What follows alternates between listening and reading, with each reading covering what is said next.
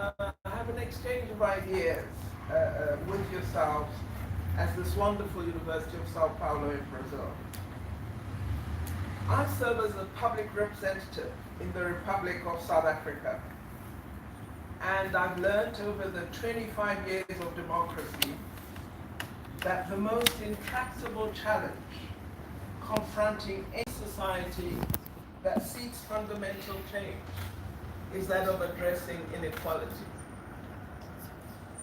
While there's much to be admired and appreciated in the many socio-economic transitions that humanity has experienced in the course of history, from the first industrial revolution to the current immersion in the ever-evolving fourth industrial revolution, I think that the worsening scourge of inequality is a potent reminder of the immense challenges that still confront our world. Inequality, as you know, assumes many different forms: race, gender, disability, geography, and class. In the most severe forms, individuals and communities may find an intersection between these inequalities, as defined, for example, in the triple oppression often ascribed to African women in South Africa, who bore the burden of being black, of being women, and of being working class. There's often this intersection that then makes it very difficult to erode inequality and create equality for different members of society. I chose to focus on this striving for equality today, as it was my hope I'll be addressing a primarily youthful audience. Our global communities hope for better outcomes for humanity, and you can see from young people today that that's what they want, better outcomes. And I believe it will help to make this aspiration a reality. Many, many years ago, in fact, 2 centuries ago, a great African-American freedom fighter and intellectual thinker, W.E.B. Du Bois, wrote about what he saw at that time as the next great challenge to be overcome by humanity, given his observation that slavery had just then been abolished in America. He wrote in a very seminal essay that addressing race and racism would be the 20th century challenge to overcome, and that humanity would be led to achieve these higher value outcomes of non-racialism, as he posited, through the leadership which would be provided by the talented tenth of young, educated, ethical young leaders. He believed very firmly that education introduces new values, and that if you select carefully a core of talented young people and imbue through education in them an aspiration and an intent to change the course of humanity, we would be able to overcome the terrible legacies such as the one endowed to the United States of America by slaverism. Well, almost 200 years later, following that essay, his aspirations have not been realized.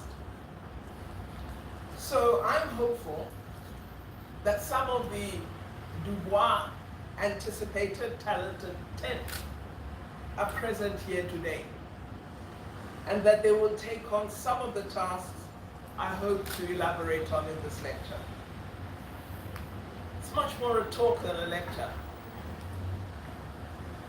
I believe that the world is a much better place than the post-slavery era of 18th century America, or indeed of colonial Africa, or of apartheid South Africa. The world is a bit of a better place.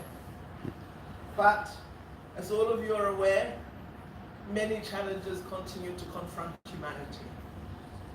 Millions of people have no access to education, despite the significant achievements of the Education for All campaign that was led by UNESCO. Many more children access primary schooling, and yet too few proceed to secondary schooling, and even fewer to higher education. In our country, South Africa, we have more young people from poor and black families who have access to higher education than we've ever had in our history. But they do not access critical disciplines such as science, engineering, technology, and complex economics in numbers which reflect a critical mass. And so they emerge with humanities and social science degrees that leave them unemployed and without a livelihood. So there's been a fundamental change in their life. There's an access their parents, grandparents never enjoyed before. And yet, despite that advance, their life remains one of hopelessness because not enough intervention has been done to ensure that these changes lead to an outcome that means a radical shift to what they've experienced before. I know that millions in Brazil face similar outcomes. Brazil has achieved significant progress in education for the poor. Similarly, achievements in economic diversification have occurred in this country, in higher education access, in research performance, and in innovation. So just as with post-apartheid South Africa, free Brazil has made a number of advances. And yet the matter of the condition of the poor, the subject of inequality, confronts Brazil as much as it confronts South Africa. The world is, of course, confronted by the even more complex challenges that are posed by global change and more specifically climate change. Scientists hold the view that we as governments and communities are resistant to the urgent requirement for effective responses to the known and presumed effects of climate change. We tend to treat the matter of climate change and the science behind it as an esoteric subject, which is well beyond our understanding.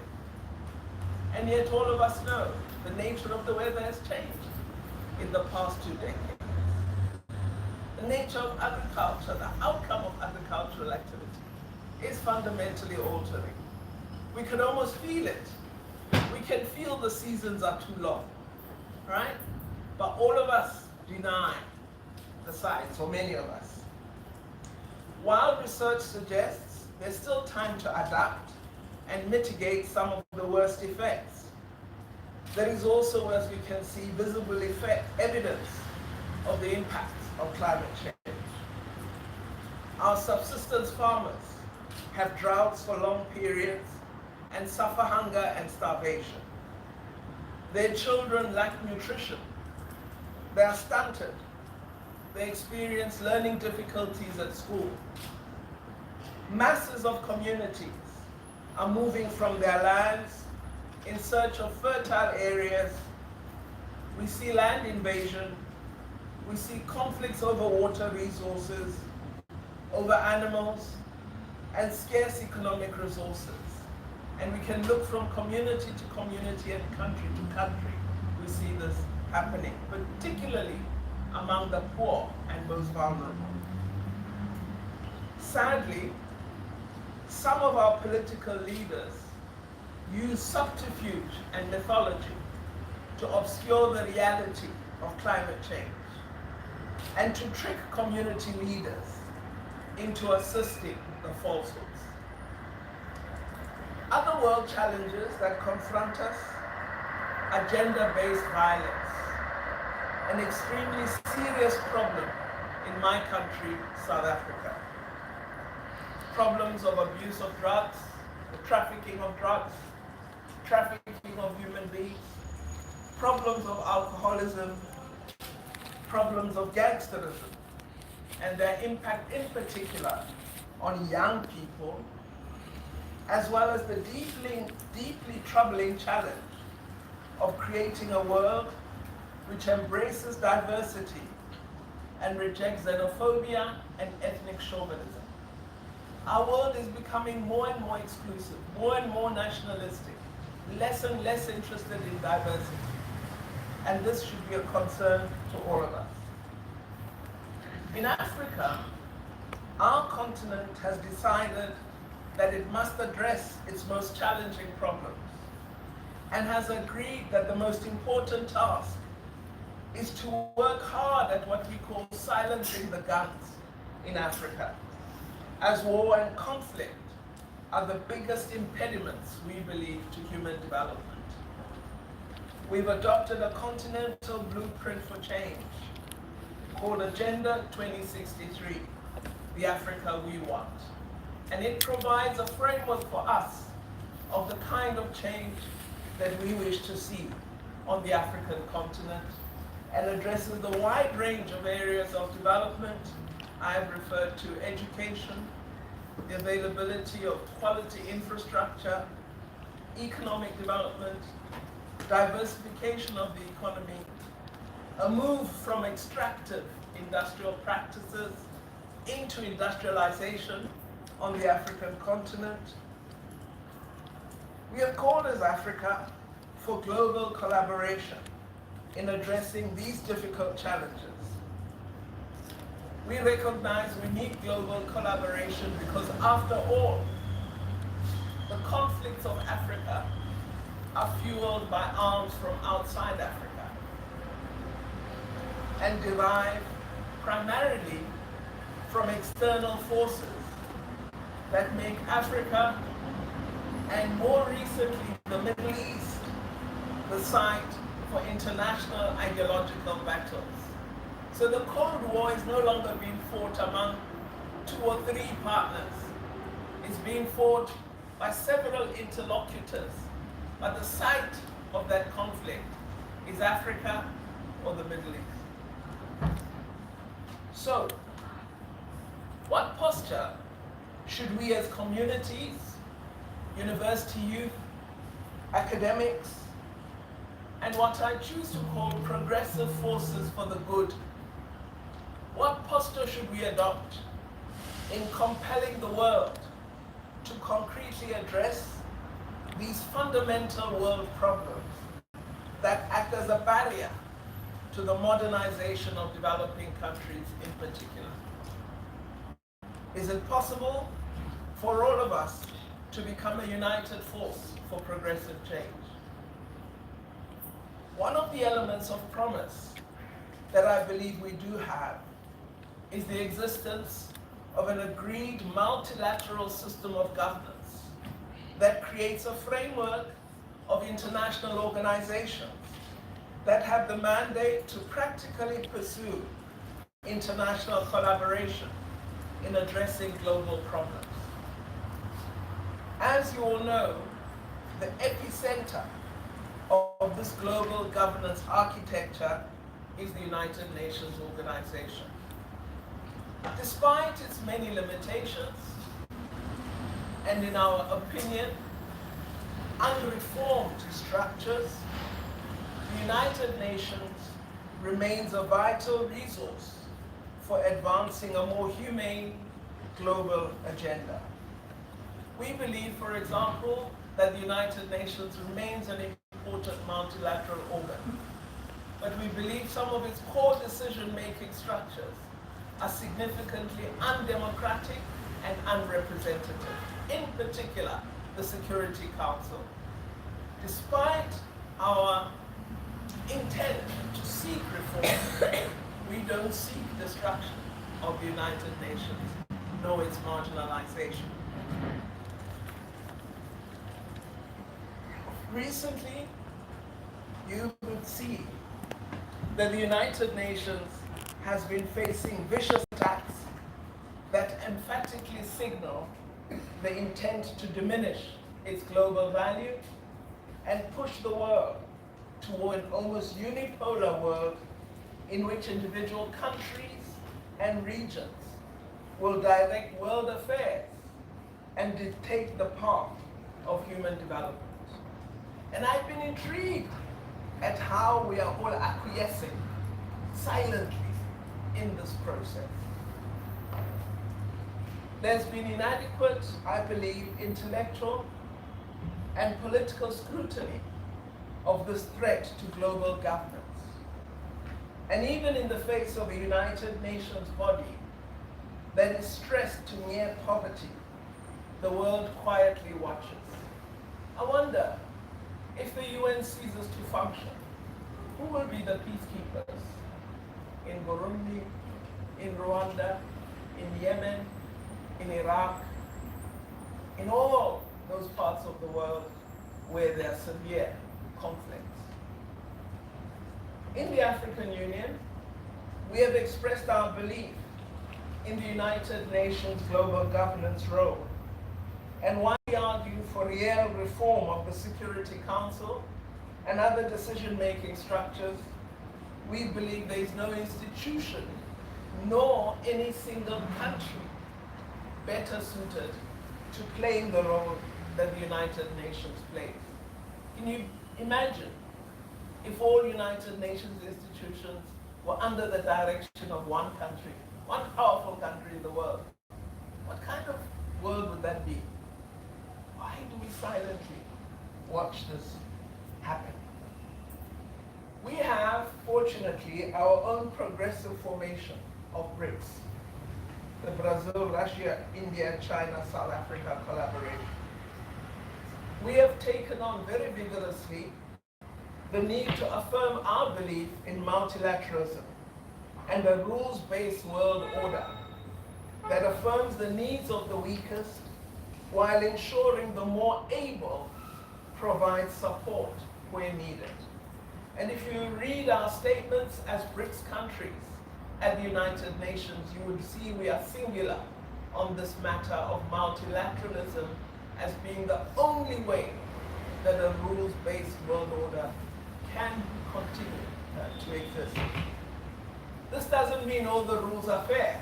So for example, as South Africa, in some of these debates, we've argued that the World Trade Organization is an important body. Again, we want to see it reformed. We want to see the way in which its rules are generated change, but we believe there has to be an institution that sets trade rules. Because if they're set by a single country, that country sets them in its interests and against the interests of those with less trade power. It's our view that BRICS can be a powerful force for good, as it is made up of almost 25% of the world's gross domestic product and over 40% of the world's population. So our relationship, our partnership must begin to mean something, and we must use it to mean something. BRICS countries believe that some of the world's rules and their institutions require radical reform for a vastly changed world 7 decades after the end of the Second World War. It is for this reason that we took the decision to create the BRICS New Development Bank as a loan bank to fund development infrastructure such as roads, dams, and railways in the most challenged infrastructure environments. Brazil, as the current chair of BRICS, has led discussions on expansion of shareholding in the bank beyond its founding BRICS members in order to cement the existence of a modern new funding institution. So we didn't, as BRICS countries, just debate that, oh, we're unhappy about the World Bank, its lending terms are very difficult, its structural adjustment programs really cause greater suffering than supporting development. We decided, given our strength, both in numbers and GDP, let's establish a different kind of institution. That over time, as it generates more partners and members who contribute financially, would become a powerful counterforce, setting a progressive agenda rather than one that seeks profit over development. And this is what we're trying to do with the new development bank and other institutions we are thinking about. The key thrust then of my contribution this morning seeks to argue that the changes that still need to happen to eradicate inequality and enhance human development and human security require from all of us active appropriation of multilateralism and a world based on cooperation and collaboration rather than negative hegemonic dominance. A world in which religion engenders hatred. A world in which race determines class and opportunity. A world in which gender or sexual orientation imply violence requires all of this joined up progressive world activism to create peace and stability. No country understands progressive collaboration better than South Africa. If it weren't for international activism against apartheid, we would not have achieved our freedom by 1994. So we understand international collectivism better than any other free country in the world. Hence, we consistently argue that world collaboration of progressive forces is absolutely vital. None of us on our own can make the changes that are desirable, but working together as a progressive force, it is possible for us to reverse the impact of inequality that we are seeing today. So I'm arguing very strongly that we need this joined up progressive world activism. There are many countries and communities which do not regard unilateralism as a present danger. All of us still enjoy the security of a global architecture that can still protect and support development objectives.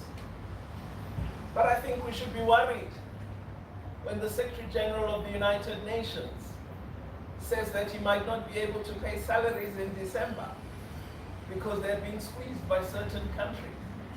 And all of us as UN member states are silent. It should worry us. We have, as the world, set ourselves ambitious development targets through the 2015 Sustainable Development Goals. All of us have the duty to promote and support actions to achieve these goals because all of us signed up. There wasn't any country that didn't sign up in 2015. University students, as the future leaders of our nations, are in a very unique position of acquiring accurate perspectives on world affairs and the knowledge and skills on how to use these capacities to alter the world for the better. So I'm told primarily in this particular part of the University of São Paulo we're in, the focus is law. I hope it's a just law that we are learning, and not the corporate law of exploiting resources for the interest of the wealthy. I'm hopeful that the academic programs you undertake provide you with an international perspective on our world and an analysis of how and what might make a difference. I hope when you sit one day in court as judges, you will judge in terms of the Universal Declaration of Human Rights and not in terms of the interests of big corporates, as some of our judges do today. The opportunity to achieve the radical change of attitude that W.E.B. Du Bois hoped for at the end of slavery in America over 400 years ago next year. Next year is the 400th year celebration of the end of slavery in the United States. And look at where black people still are. Let's hope that that which confronts us all today will serve as a compelling call to action. I hope that you as young people will use your youthfulness and new ideas to respond to that call. I've always believed that educated people should be the ones that advance the world because their intellectual capabilities have been developed to a level of logical understanding that allows them to distinguish truth from dishonesty, that allows them to distinguish right from wrong. If we produce from our universities young people who can't make those distinctions, then I don't think they're really educated. So I do make a distinction between having studied for a degree and being educated. It's a massive difference. And I believe that what we need to do much more of is really hone those values and skills in young people so that when we in the future, when you in the future run, and I'm very hopeful because I do see young people standing up much more now, that when you run institutions, which we've had the privilege to manage badly sometimes, that you will really work at making a difference so that we don't in another century have to talk about 500 years after the end of slavery and the continuing legacy of inequality. So I look forward to you saving the United Nations. I look forward to you acting on climate change. I look forward to you embracing diversity. And I look forward to seeing you change the world. Thank you very much.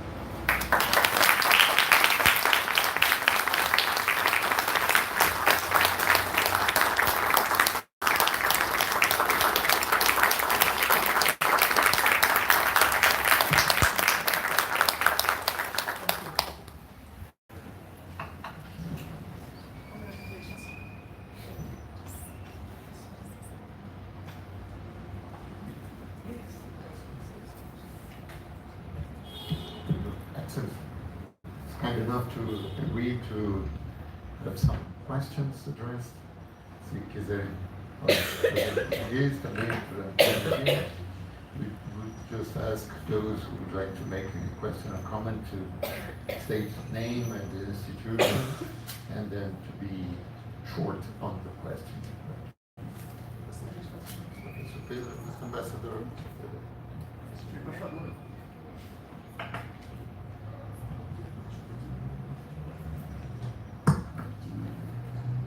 Well, I'd like to thank Madam Minister for those enlightening words, and I think that everybody now can better understand why Brazil and South Africa are so close friends and we have so much in common. We couldn't agree more with your words, and I'd just like to ask you what are your expectations for your meetings in Brasilia and the BRICS meeting in Brasilia, as we have seen many changes in Brazil, and maybe this is a challenging moment for the BRICS itself. Thank you very much.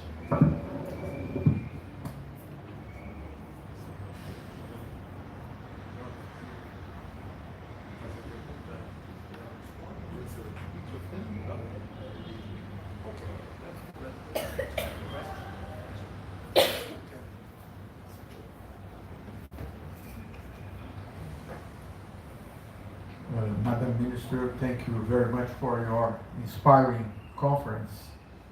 And you pointed some very important challenges for the next future on social, economical, and political aspects. And what I want to ask is about how you see the role of the university, and more than that, the cooperation between universities. Last year, we received at the International Relations Institute at NUS the first African professor that stayed with us for more than a year. It was a lady from South Africa, from Stellenbosch University. And we enjoyed a lot this kind of relationship and cooperation. What I want to know is your perspective of the increase of this kind of relationship in order to create a strong intellectual energy to support the fight for the objectives you pointed very well.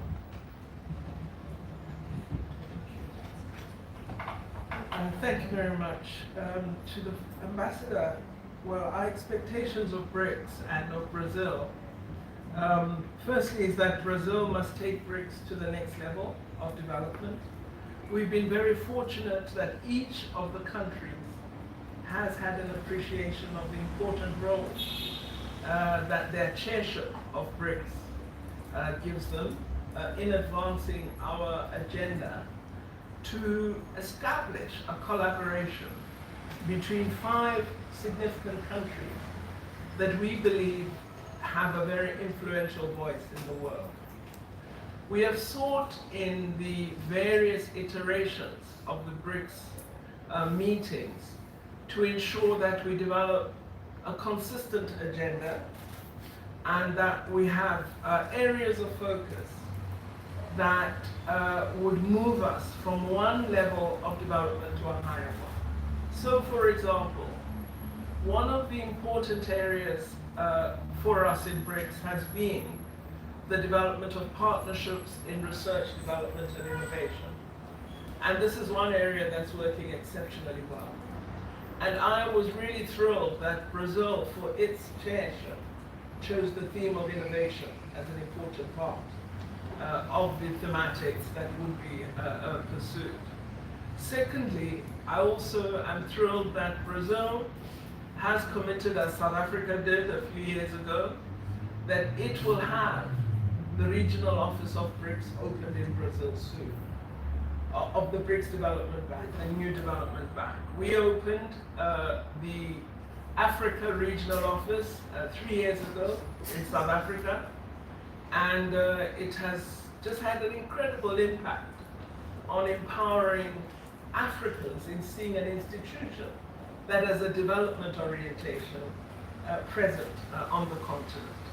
So one of the things that the BRICS chairship has done is to examine expansion of membership of the bank. And we've identified several countries in the different regions that are interested in becoming members. And Brazil has been leading the process of engaging countries in that regard. So I think, despite what at the beginning I thought was a sense of concern through statements that were made during the campaign on elections, that BRICS would not be regarded as significant. I think once the realization occurred that you're talking of a significant proportion of the world's GDP and the world's population, you then had a very different attitude. And I've been pleased that BRICS has been taken seriously, and we are looking forward to the summit going very well. We've had great consensus, very robust deliberations up to now, and our colleague Russia is keenly awaiting their chance to show us that they can do even better. But Brazil has taken on the chairship very well, and we are very encouraged and pleased. We also have in BRICS, I understand you had a lecture at the university on BRICS. We have a number of important fora. We've established what we call the BRICS Think Tank Council, where our various research councils work together. We also have a university network of BRICS, where universities from the different BRICS countries establish research and other forms of collaboration. So we have a very vibrant network of structures within BRICS, which are drawing together stakeholders in different institutions and constituencies. We have a very active BRICS Business Council made up of business persons, leaders from different BRICS countries. And we are now looking at a BRICS Women's Business Forum, where women have found that they believe they must be included and that they have a contribution of significance that they will make. And then with respect to the second question on universities, I believe that the most significant and advanced changes should occur from within universities in every country. Because universities are at the leading edge of intellectual activity. So we shouldn't in universities find gender inequality. We shouldn't in universities have sexual harassment. We shouldn't in universities be teaching racism. We shouldn't in universities not observe basic human rights. Universities should not exemplify a lack of representativity of the nation. If they do so, they are not reflecting the true character of the country. So I think that universities must uphold the highest intellectual practices, but also the highest values of human rights. We had a terrible racist incident in one of our universities in South Africa several years ago. And the incident was led by young people. I was not shocked that there was a racist incident in South Africa because we come from a racist part. But what shocked me was it happened in a university. Because you would think in a university the highest level of intellectual rigor is being pursued. And that one of the first things young people would know when they enter the university gate is that the best practices are expected from them. And that you can't have a young person, because of their color, abuse a worker because of their color. It shouldn't occur in a university. And for me, it meant a failure of the university to undertake its obligations. So, Professor, on international links, no university today worth its salt should rely only on local collaboration. We must have international collaboration. And more importantly, the South must collaborate better. We do have international links, but it tends to be the South with the North. Very few South-South collaborations. Very few links between universities in the South and universities in the South of Sub-Saharan Africa, for example. And there's some excellent universities on the African continent. We need to look at linking up with them. I've noted, having served a period as Minister of Science and Technology, that some of the best scientific research comes from international collaboration. I've looked at research in paleontology, for example, research on climate change. The best is done by international teams. Because what you get is diversity. You have a larger map in terms of the area of investigation, and you have a resource of very distinct intellectual traditions being brought into play. So all universities that want to be among the top in the world, as Sao Paulo is, have to have very robust international links. And not just with Europe and America, but with the entire world. So I believe very strongly that we should pursue international collaboration. And if I get to university and I find one, they don't have a postgraduate office for postgraduate student research, and two, they don't have an international office, I know it's a useless university. And so I always give them a hard time. If you have those two things, I know you either are very good or have the potential to be good. So I believe in those very much. Finally, I also believe in academic exchange. I think academics should experience different parts of the world, different curricula, a range of faculties. I even think that we should be much more multidisciplinary in our approaches. We tend to be still very uni-disciplined, very limited in our focus. I do not understand how you can do nanotechnology without philosophy, for example, because you harm human beings. So I think that exchange, both of faculty as well as institution and country, is very important. Finally, it is my belief that universities should just make it a rule that if you pursue a PhD, at least one semester should be spent in a university outside your country. Very crazy belief, but I tried to push it when I was Minister of Higher Education, and lots of universities thought it's a good idea. Because how do you do such a huge study, a PhD, only based in your country? It's very strange. I did my PhD at a very old age. I graduated this year happily.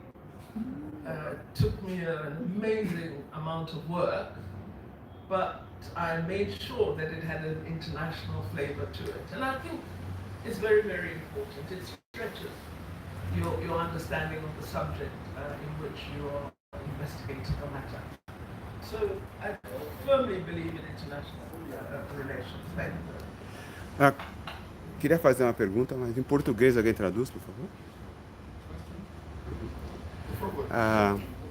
Minha pergunta é a seguinte: todo o sistema educacional universitário é europeu. Se formos basear nesse sistema europeu, como é que vai se entender a África?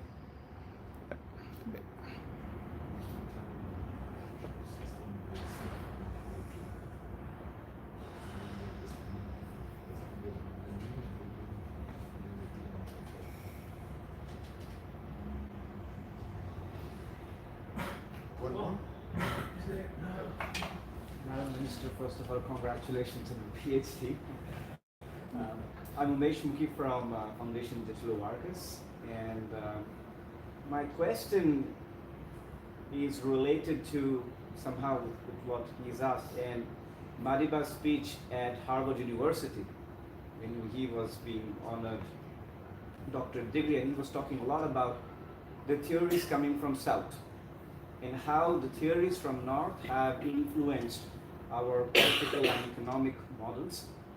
And we're seeing now that those economic models are being challenged with what we see in Latin America, with the neoliberalism, and also the challenges with the growth. So I want to understand how far BRICS nations are aware about that, and how do we seek to either imitate or find a new model for growth, given that this capitalist or neoliberal model in the last 60 years has done well, but has some fallacies as well. So how do we see theories from South and BRICS nations embracing the new model for growth?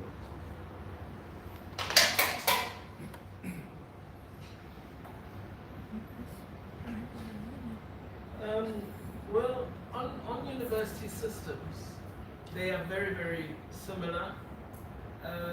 Even in Africa, we draw on Europe. In South Africa, our model is very British, as is our parliamentary system.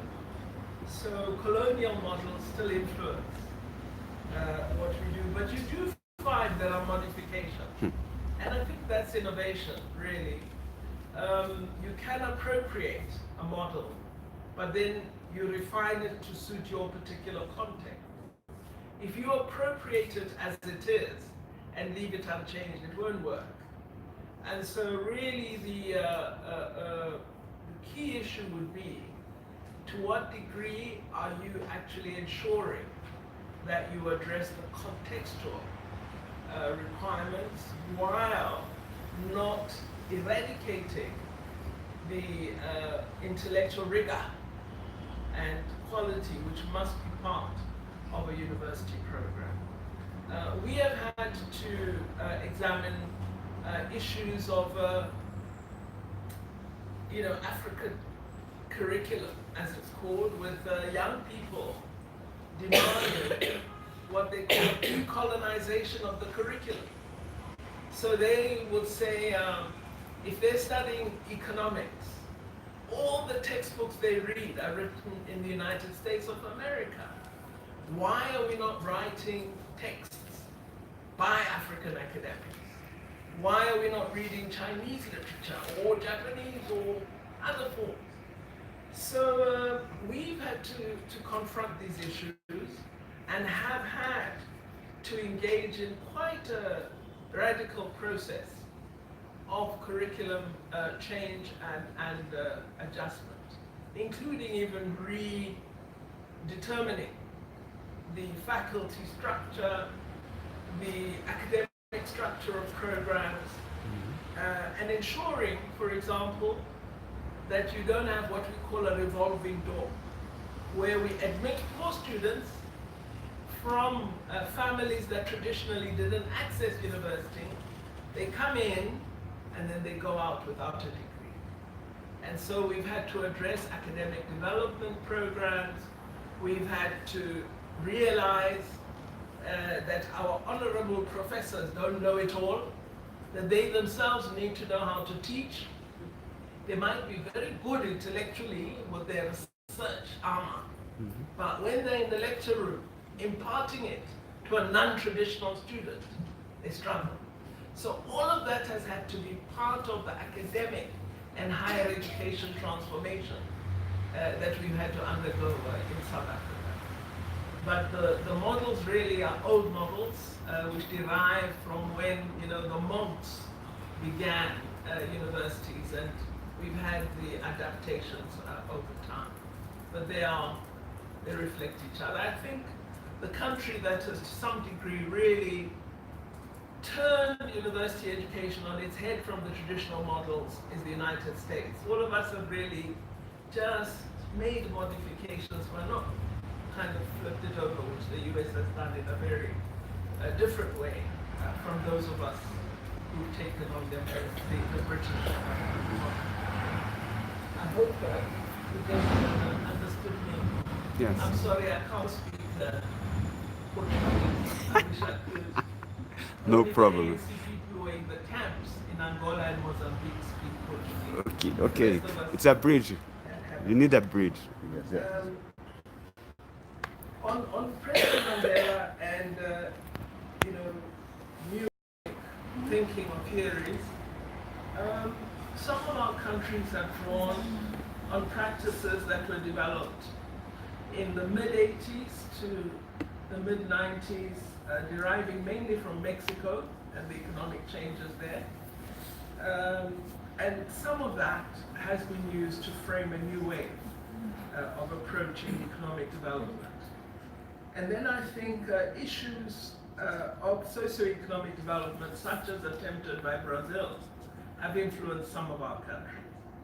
But I don't think that those practices which have been state-led have been incorporated into much intellectual teaching or intellectual literature. There is some development economics, but we often struggle and tend to define development economics as a state-led phenomenon, and haven't really looked at how the existing formal Western economic structure, the capitalist theoretical structure, could be refined or incorporated into a new development thinking. So we speak of a developmental state as being capable, efficient, and responsive. But when we come to describing developmental economics, you're far greater And I think the countries that have had advances have been countries in Asia. Somewhat China, I think, is interesting in terms of state institutions and the role they play in the economy. I think Bangladesh and its microfinancing is a very interesting example. Aspects of systems used in India are also something we should draw on. But from my reading of the literature, I'm not sure that those examples have really been appropriated into being part of academic work, and we need to see much more of that. But Bangladesh has showed what is possible, and we need to draw on some of that.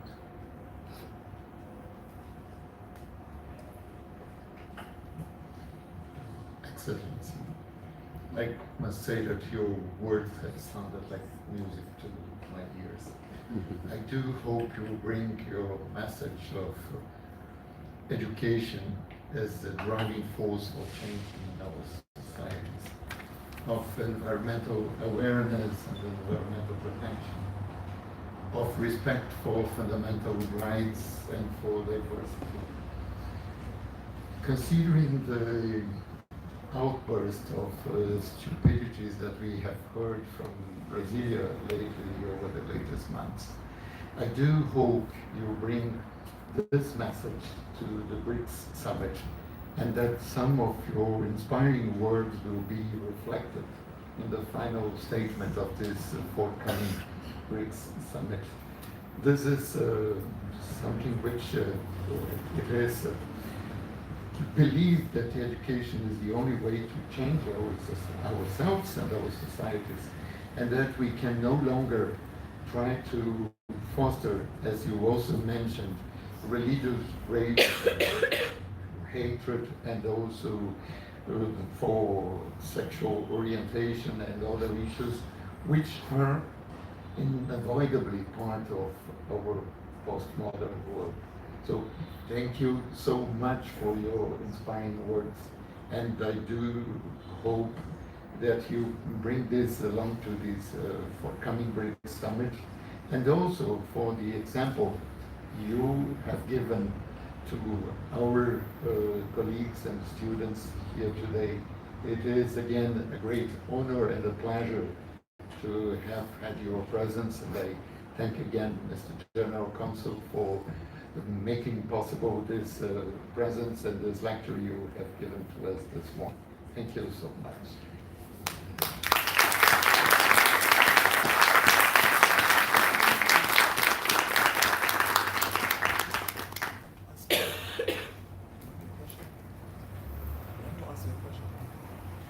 I want to make a question. Can I?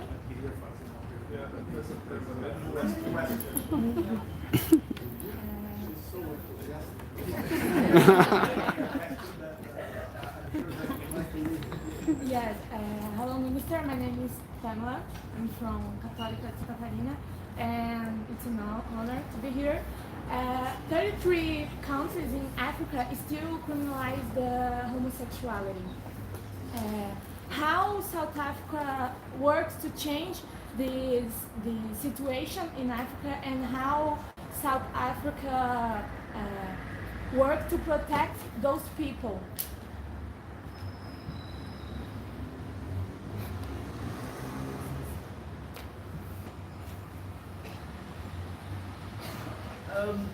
Well, South Africa was the first country to place sexual orientation and its protection in our constitution.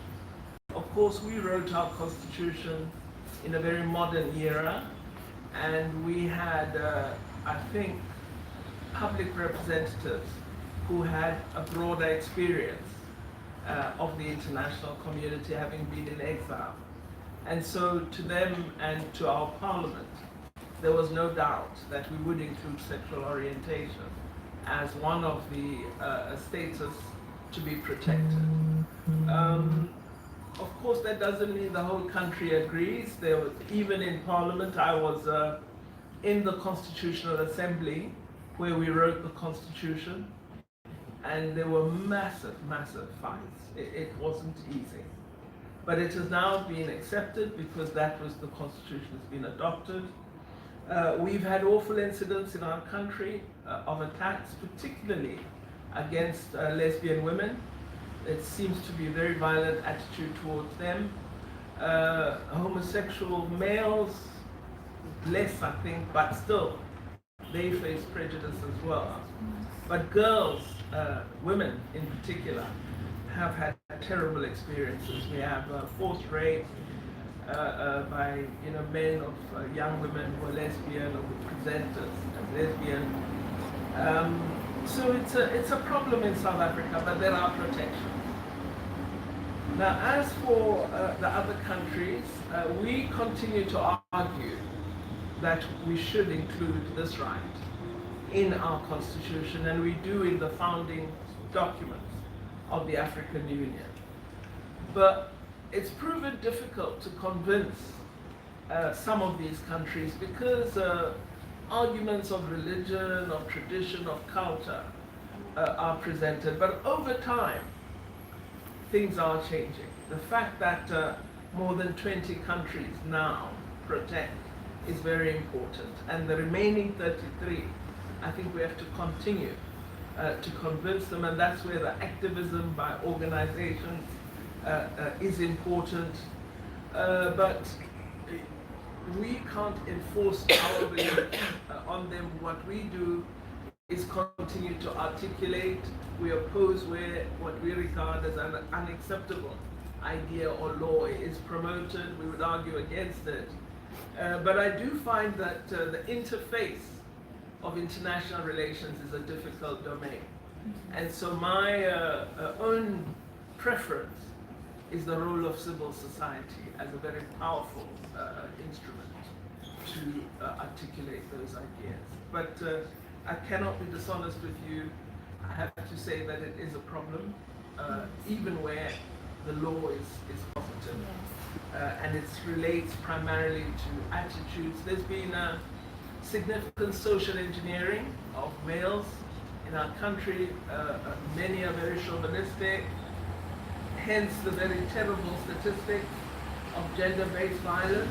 And so if people behave like that toward their wives, their girlfriends, even their daughters, some their grandmothers, they're disgusting incidents of gender-based violence, what more then toward others who are different. But I think there are advances. We passed the Civil Marriages Act, where persons of different sexual orientation are able to marry and have a civil marriage officially concluded.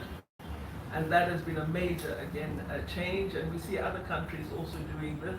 So there are, always advances, but there remain challenges, and you've got to keep pushing until you change. You also have to ensure that you educate, see, because I think sometimes when you have a progressive idea, you think that it's natural, everybody will see it and agree, but it's not so. We're not enlightened at the same time in the same way.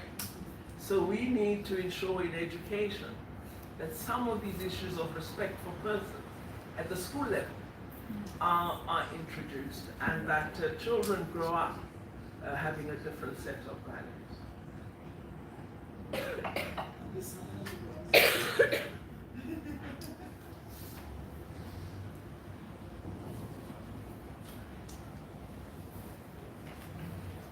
Thank you so much again, and we wish you a good forthcoming trip to Brasilia. I know you have a plane to take just after this lecture. Thank you so much again.